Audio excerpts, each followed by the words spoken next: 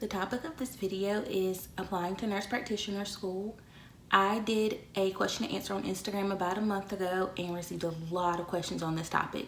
So hopefully I can offer a few tidbits of advice.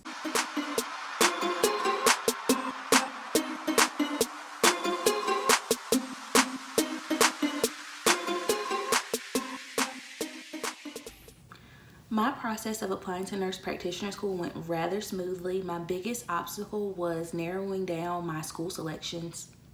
So every school doesn't offer every program, and women's health nurse practitioner is only offered in a few schools around the country. And at first I was torn between doing the family nurse practitioner and the women's health nurse practitioner track. And I decided based on the fact that I knew I didn't want to care for men or children. So the FNP, the family nurse practitioner, it's more broad and it encompasses many different jobs under that umbrella. But fresh out of school, I was drained already, and I knew that I wanted to take classes specific to what I wanted to do, not more classes with everything under the sun like I had to do in undergrad. The way I looked at it was more so if I wanted to broaden my horizons later, it's nothing to just do a postmaster's program at FNP if I felt the need. Once I narrowed my school choices down, I had to organize the requirements for each program. So some schools had individual applications, some did like national application systems, some needed the GRE, some didn't. So it was a lot to organize and figure out what I needed to be doing. It was also really important to keep my own deadlines because every school has different deadlines, some in the fall, some in the spring, and they creep up on you really fast. So I thought I was going to take the GRE, and I started studying. I purchased every study book that I could find. But I feel like I was trying to reteach myself the fundamentals, especially with math, since I hadn't really took a genuine math class since 10th grade. And of course we took statistics, but that was nothing like the math that I was trying to reteach myself with like quadratic equations. So I decided it was too much for me at that time, and I scratched off a handful of schools based off the fact that I didn't want to take the GRE. And most universities and colleges, they do offer prep courses for the GRE. And granted, I probably could have taken it and been fine, but it was so stressful at the time that I completely just scratched that idea. Once I decided I wasn't going to take the GRE, that narrowed my choices down to about 4 schools. And I had an alternate family nurse practitioner program at Chamberlain University just in case. But you also have to think about which format is best for you when narrowing your schools down, on campus or online. So I chose online at the time because I had just graduated from my undergrad, and I felt like I couldn't work full-time and dedicate time to go to campus to receive another degree. And when I look back, I personally feel like I could have done an on-campus program and been fine, because online is a lot of busy work.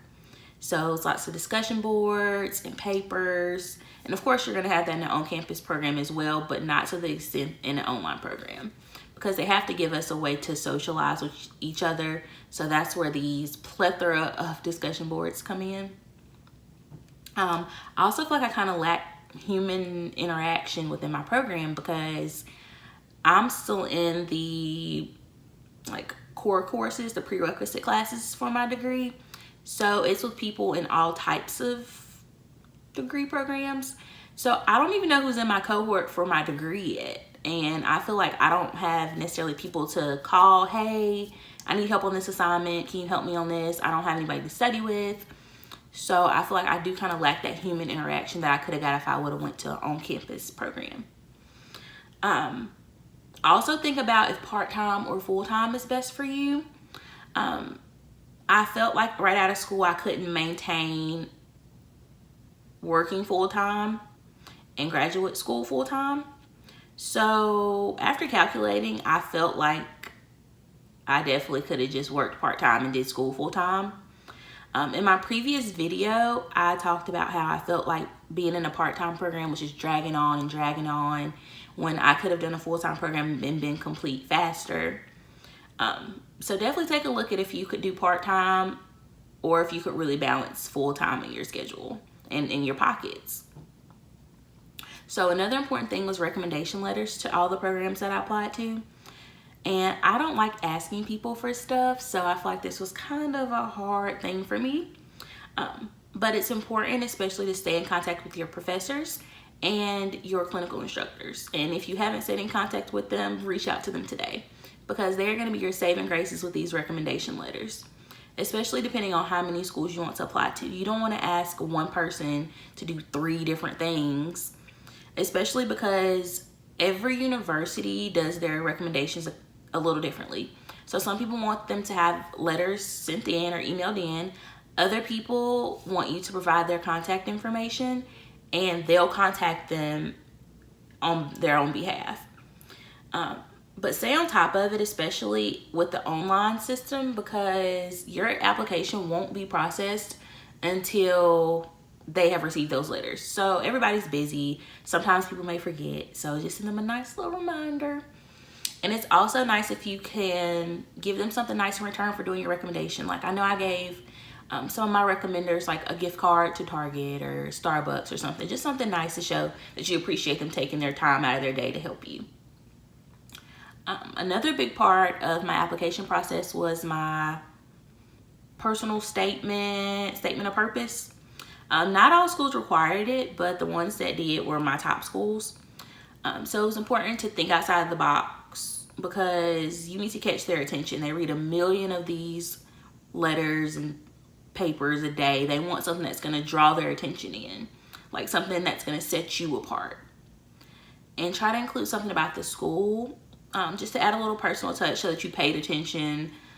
Maybe a specific class that they're offering in that program, or a fact about the university. Like I know Drexel has a specific simulation style hospital lecture thing. I mentioned that in my paper. Also the fact they do so much community outreach. So what's that personal thing that you know about the school that makes this letter not as generic? And definitely have someone proofread this. Have multiple people proofread this, because you're typing, you're tired, you're gonna miss some of these little errors, even if it's just like a semicolon somewhere. So definitely have people proofread your paper. Also prepare yourself to write multiple drafts of this, because it's not gonna be easy one letter. This is something that's kind of determining your future, so take it seriously. Know that you also may want to apply to a handful of schools. Remember, each school costs money. Each one has an application fee. I think one of mine was like $80, another was like $50. Multiple schools require multiple applications. So be aware of that in your pockets when applying to all of these schools. I would say definitely narrow your schools into at least the top 5. Also keep in mind, each one of these schools you have to send transcripts to, which also costs money. So I had to send transcripts from 2 universities to each school. That was costly. So keep that in mind for your pockets. But after organizing all of my materials for school, I sent my application in, sent my application fees in, and I waited to hear back from everybody. But it was so nerve-wracking, and I feel like that was the time where I had to really put my faith in God and put my faith in myself to know that I was qualified to get this done. Especially because I didn't have a ton of experience when I was applying to grad school. I was afraid of what was gonna happen outcome-wise. But early on, I had heard back from a few schools and still hadn't heard back anything from other schools. But Drexel put a time limit on acceptance. So a date in which I had to let them know that I was gonna accept or deny, and they wanted me to pay a deposit to pretty much hold my spot in the program by a certain date. So keep that in mind and be careful when you're applying to schools that some people may want to hear back from you sooner. So if you're not hearing back from one school till April, but the other school needs to know back in February, you got to kind of balance it and see what's right for you. See if you want to step out on that limb and wait on another university, or go with what you already have. Also, remember that if you don't get into your school of choice, that it's not the end of the world.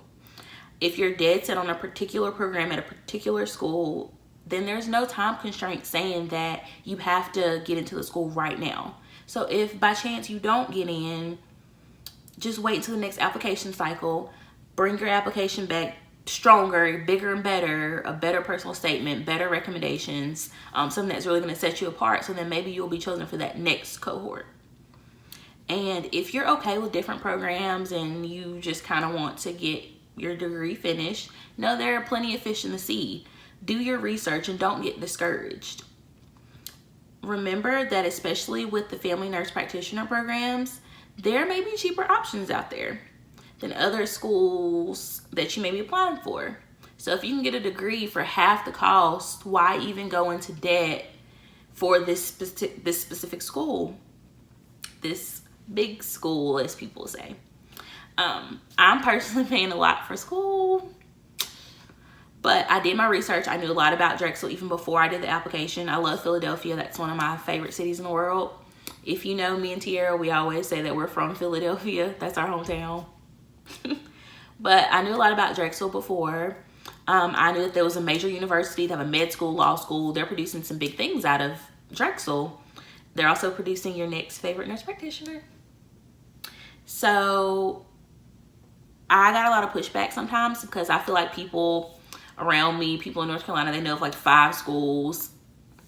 If you're not going to one of those 5 schools, it's like, what kind of school is this? Where are you going? What is this? And sometimes people don't take you seriously. Like, I've even had some pushback about that from some of my family. Like, one of my family members in particular was like, Duke has a women's health nurse practitioner program. That's where you need to be going. This is a state school. This is a big school that we know of. So you need to be going to Duke. And I did apply to Duke, but I didn't do the GRE like I said. So that was scratched off my list. But when I was like, I'm going to Drexel, it was like, I haven't heard of this school. It's just like an online school with no accreditation, da da da da. But it's a major university producing thousands and thousands of graduates in the winter and in the spring. So major university. So don't be afraid to go outside of your comfort zone. Go outside of what you know.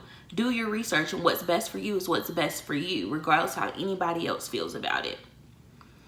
And that's my main piece of advice, is to do this for you. It's a major time and life commitment to go to nurse practitioner school. And though it's worth it in the end, it may not be a fit for everyone.